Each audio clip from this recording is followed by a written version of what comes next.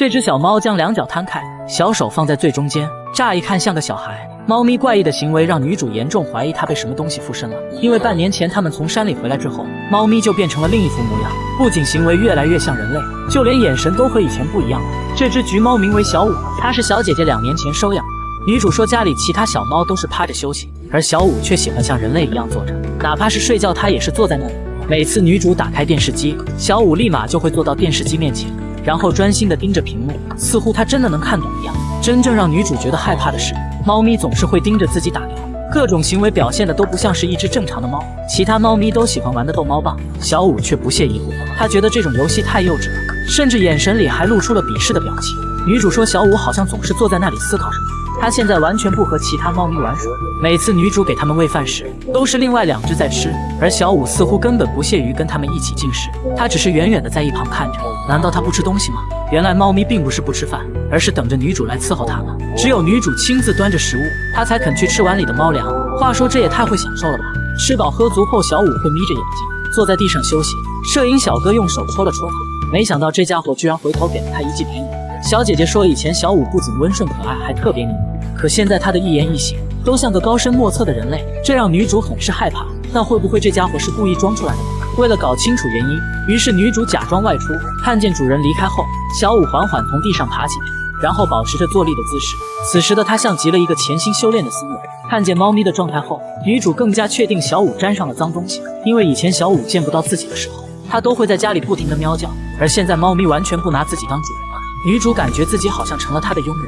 小姐姐给她买了很多玩具，想让小五恢复原来的模样，但猫咪似乎对任何玩具都提不起兴趣。女主也是百思不得其解，为何好端端的一只猫变得和人一样了？有时候女主甚至都不敢和它对视，生怕它嘴里突然冒出一句人话。最近半年，小五和女主之间的关系越来越疏远，准确的说是小五根本不想搭理女主，即便小姐姐百般讨好她，可结果还是无济于事。更多的时间里，小五喜欢独自坐在一旁，也不知道她脑袋里究竟在想什么。节目组怀疑猫咪可能是患有什么罕见的疾病，于是便带着小五来到了宠物医院。可经过一系列的检查后，医生却表示猫咪的身体并没有什么问题。兽医认为猫咪比较喜欢模仿人类，所以才会表现出怪异的举动。但女主始终觉得事情没那么简单，对此你怎么看呢？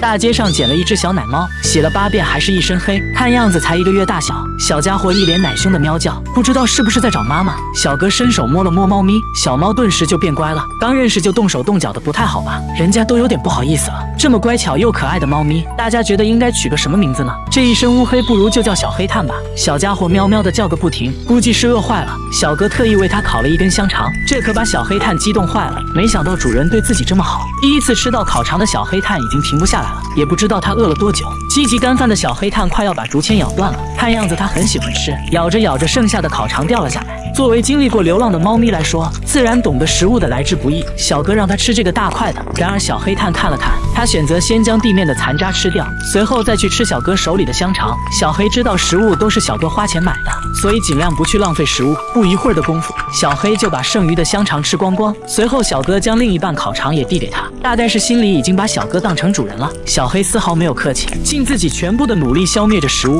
在美味的烤肠面前，小黑已经顾不上吃相了，只管埋头干饭。此时最重要的就是填饱肚子。以前在外面吃了上顿没下顿，今天总算能好好饱餐一顿了。小哥不断旋转着，防止它咬到竹签，毕竟小家伙现在牙齿还不够坚硬。通过观察可以看出小黑是个吃货，不知道以后会不会把小哥吃穷呢？转眼的功夫，地上的烤肠已经所剩无几，可小黑还有点意犹未尽。遇到如此可爱的小猫，你会把它抱回家吗？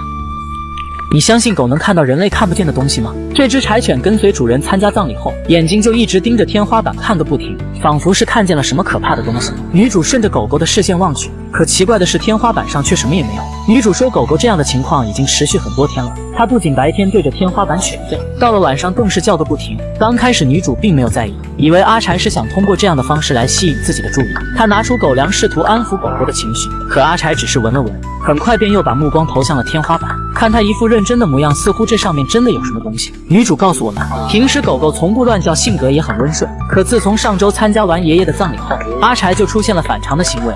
人们常说狗能看见人类看不到的事物，虽然自己并不相信这些，但狗狗的行为属实让人有些害怕。他猜想没准真是爷爷回来了，可仔细一算，这也没到头七啊。邻居大婶说撒上红豆可以辟邪，可阿柴还是对着天花板叫，看来这招似乎没起到作用。奶奶说遮上黑布能隔阴阳，于是小姐姐立马买了一块9毛9的大黑布，挂上黑布后，下一秒阿柴果然安静了下来。本以为这下可以睡个好觉了，可没想到几秒钟过后，狗狗又转身继续对着天花板犬吠。小姐姐决定今天无论如何也要搞清楚天花板上究竟有什么。不久后，她买来了探测仪，可经过仔细勘探，依旧在天花板没有发现任何东西，这让女主变得更加疑惑。难道是楼上有什么声音吗？为了查明事情的真相，女主来到了物业进行咨询。工作人员经过查询后表示，楼上已经2年半没人居住，这让小姐姐彻底慌了。她觉得阿柴肯定是看见了阿飘。回来后，狗狗依旧每天盯着天花板看，尤其到了深夜，阿柴的行为变得更加诡异，动不动就神色慌张地对着天花板犬吠。狗狗这种怪异的行为让一家人寝食难安，并且女主最近还经常梦到一些奇怪的事物。无奈之下，小姐姐只好找来当地最权威的驱魔大神老王。别看老王相貌平平，但他对宠物的研究却十分专业。进门后，老王先是和阿柴打了声招呼，接着开始观察狗子怪异的行为。这时老王告诉女主，还需要增加500大洋，安装一台分贝测试仪。担惊受怕的女主连忙表示没问题。安装完成后，老王一只手背在身后，嘴里还念着听不懂的语言。此时的阿柴已经完全被老王所吸引，眼睛一直盯着对方看。在经过一番研究和操作后，专家老王最终给出了科学解释。一般来说，犬类的听觉非常灵敏，它能听到人类听不见的声音。由于女主不久前刚搬了新家，环境的变化让狗狗的听觉变得异常敏感，任何细小的噪音都会引起它的注意。而它之所以对着天花板犬吠，是因为声音的反射让狗狗误以为是楼上发出的声音，所以狗狗并不是看见了什么东西，而是对声音做出的正常反应。经过老王的解释后，女主终于松了一口气。随后老王将房间内的声音录制了下来，接着调至最大声音循环播放，同时让女主安抚狗狗的情绪，并且不断与它互动，转移注意力。在经过老王的一系列指导后，当阿柴再次听到细微的声响时，他也只是看了一眼，随后便倒在地上睡了过去。看见狗狗终于恢复了往日的状态，女主也很高兴，她表示自己可以安心睡个好觉了。对于狗狗迷惑的行为，你有什么看法呢？猫咪抬起小爪指了指冰面，告诉主人冰下有条大鱼。看见主人一心只顾着拍手，这可给猫咪急坏了。美味的鱼儿就在眼前，小猫馋的口水都快流出来了。好在主人一番敲打下，冰了不靠谱的主人，这下好了，快到嘴边的鱼就这么溜走了。猫这倒霉主人一棍子给搅黄了，见主人也帮不上啥忙，于是猫咪决定自己想办法。焦急万分的它对着冰面转了一圈又一圈，可就是拿这条鱼没办法。最后猫咪给了主人一记眼神，让他自己体会，然后急忙通知自己的2个好朋友一起商量对策。几只小猫在冰上转来转去，不知如何是好。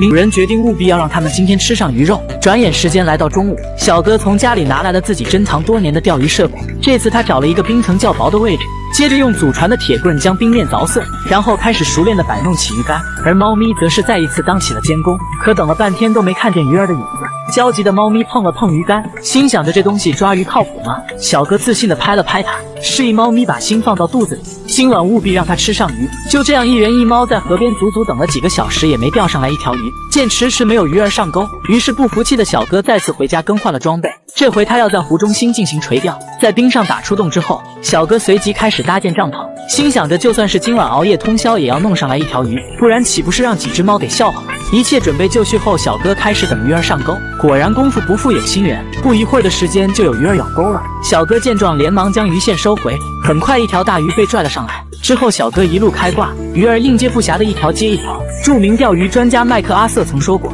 当你钓到第一条鱼的时候，后面就会有无数的鱼儿等着你。到了晚上，小哥已经为猫咪做好了香喷喷的烤鱼，看着鲜嫩多汁的鱼肉，屏幕前的你想不想来上一口啊？担心鱼刺会卡到猫咪，小哥一点点将鱼肉挑了出来。闻到气味的老大第一时间就跑了过来，他一边吃烤鱼一边夸赞着主人的手艺。见其他兄弟还在外面玩耍，于是猫咪转身呼唤他们过来吃饭。听到声音的老二也赶了过来，两只猫咪尽情享受着这顿美味大餐。老大询问老二老三去了哪里，老二说他还在上午的地方捞那条鱼呢。